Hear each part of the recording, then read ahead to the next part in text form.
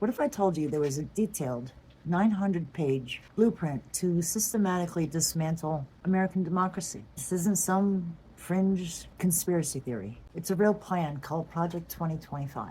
And some critics are even calling it the roadmap for a cold civil war. We're about to break down what's inside this document and why it could change the United States forever. The blueprint for a revolution. So what exactly is Project 2025? Well, think of it as a nearly 1,000-page instruction manual for the next president, written long before they even enter the Oval Office. That's essentially what Project 2025 is. It's officially titled The Mandate for Leadership, a Conservative Promise, and it was spearheaded by the Heritage Foundation, a major conservative think tank, working with more than 100 other right-wing groups. But this isn't just a list of policy ideas. It's a detailed chapter-by-chapter playbook to radically remake the U.S. government from the ground up, designed to be put in action on day one. The Heritage Foundation reportedly poured about $22 million into this effort, and that money didn't just fund a book. It also built a personal database, what they've called a conservative LinkedIn, to find and vet thousands of loyalists ready to take over government jobs. Now, what about Donald Trump's connection with all this? Well, it's complicated. Officially, the Trump campaign has sometimes kept its distance, and Trump himself claimed to know nothing about Project 2025. But at the same time, the project is run by dozens of his former top officials and closest allies. Many of its proposals sound a lot like the promises that Trump has made. One Heritage Foundation leader said their goal is to institutionalize Trumpism. So while it's not an official Trump campaign document, it's a detailed roadmap written by his allies for a president they clearly have in mind. The engine of the plan, a president with no limits. To really get to the heart of Project 2025, you have to understand one key concept: the unitary executive theory. It's a legal idea, but the version this plan pushes is an extreme one. Yes, it is. It argues that Article 2 of the Constitution gives the president absolute, total control over the entire executive branch, every single part of it. This isn't just some academic dusty theory. It's a philosophical engine driving the whole project. It's based on the belief that supposedly independent agencies like the Department of Justice, the FBI, the Federal Reserve, and commissions related to our environment and financial markets aren't really independent at all. According to this view, they should all answer directly to the president and carry out his personal agenda. This vision of presidential power lines up perfectly with things that Donald Trump has said himself. You might remember back in 2019 when he famously declared, "I have an Article 2 where I have the right to do anything I want as a president." Project 2025 is basically the blueprint for turning that claim into reality. The plan calls for stripping the independence from these critical institutions that were created to serve the public and the law and not a political party. By centralizing all that power in the Oval Office, the project would tear down many of the guardrails that has historically stopped a president from abusing their power. It represents a fundamental rewrite of the American system checks and balances, taking over the government from within, Schedule F. So how exactly would an administration pull off such a massive takeover? The key is a little thing called Schedule F. It might sound like a boring piece of government paperwork, but it's actually one of the most explosive ideas of the entire plan. Here's the breakdown. The U.S. government employs over 2 million nonpartisan civil servants. 2 million. Holy crap. That's a lot.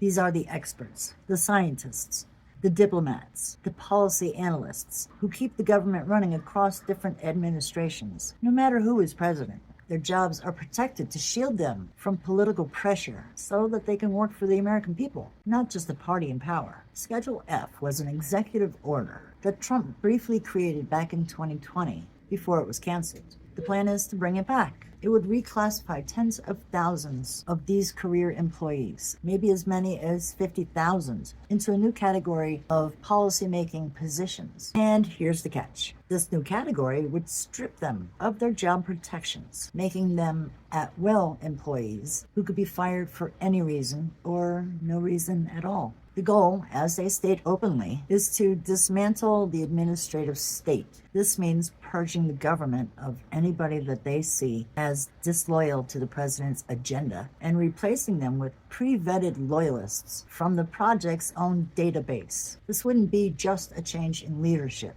It would fundamentally transform civil service, replacing the system based on merit and expertise with one based on political loyalty. Critics warn this would open the door to widespread corruption and abuse of power, allowing the president to use the government to reward his friends and punish his enemies. You don't say. Well, he's already doing that shit.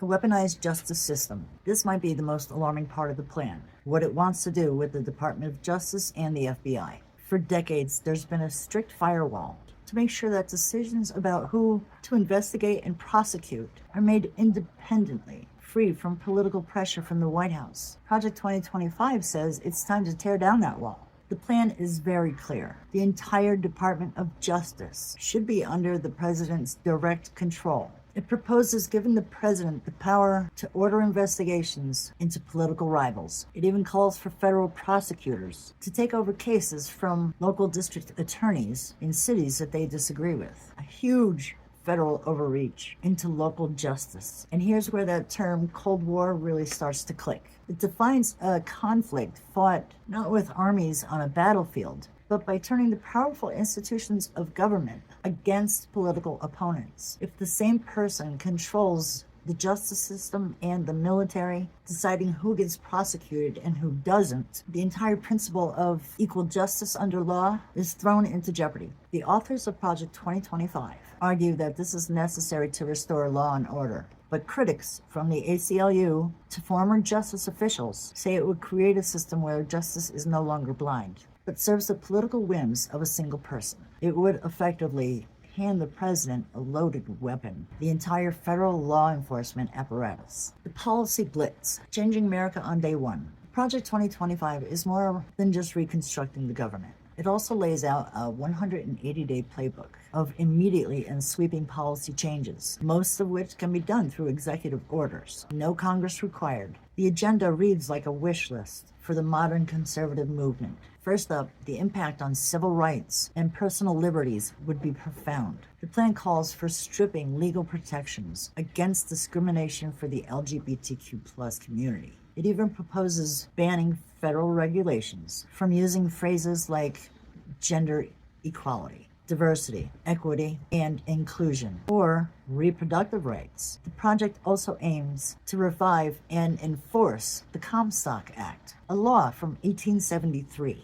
to criminalize sending abortion pills and other reproductive health materials through the mail. Many critics argue it pushes a Christian nationalist viewpoint that would weaken the constitutional separation of church and state. Second, the plan details what could be the largest deportation operation in American history, calling for rounding up millions of undocumented immigrants. It proposes using a combination of federal, state, and local law enforcement to get this done. And here's where it gets even more intense. Plans suggest using the military for domestic law enforcement, potentially by evoking the Insurrection Act. We've already seen the administration flying National Guards into several U.S. cities for law enforcement purposes, sparking major legal battles. This represents a massive expansion of presidential power, using the armed forces on U.S. soil against citizens. Did I say fuck no? And third, entire federal agencies are on the chopping block. Project 2025 calls for completely eliminating the Department of Education and the Department of Commerce, and dismantling the Department of Homeland Security. Critical climate and environmental regulations would be gutted, boost fossil fuels, while scientific agencies would face deep funding and independence cuts. It is, in their own words, a plan to destroy the administrative state. Call to action and conclusion.